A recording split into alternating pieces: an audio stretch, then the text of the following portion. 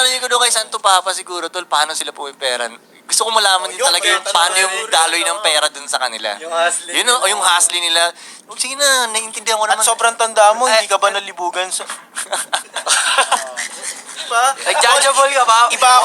Iba yung mga tanong ko sa nag-judgeable isip ka. ko, hindi ko lang pwede sabihin dito, di ba? Gets. Siyempre, iba yung... Maganda. Tuloy ka ba? Panglalaking tanong. Oh, kay Kim Jong-un.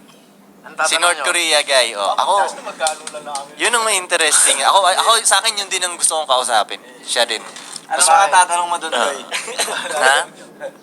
Kumbaga, siguro sa tanong ko sa kanya, ang unang light na tanong ko lang sa kanya, parang, hindi, how to make money. Ano ba sa'yo? Anong light mo? Ako may light din akong tanong, pero nakakatawa lang to. Kasi ano yung sa'yo muna, mas nakakatawa yung sa'yo. Ano? Kim, anong bisyo mo? Bisyo. Hindi, alam mo, maganda. Siguro, tol, mas makukuha mo loob niya nun. Alam ko yun. Kasi pag once na lumabas na sa bibig niya yun, ay puta, malaya na siyang, ibig sabihin, Alam mo na. wala na siyang filter sa'yo, di ba? Weh, nag-i-smoke ka din! Gagawin si Putong, no? Weh! Tangin ang unang tanong yan. So may smoke sa North Korea? Meron! Ganun. Meron dito, ako lang. Anong quality? No, anong quality? Ikaw, mate. Ang tatanong mo? Paano?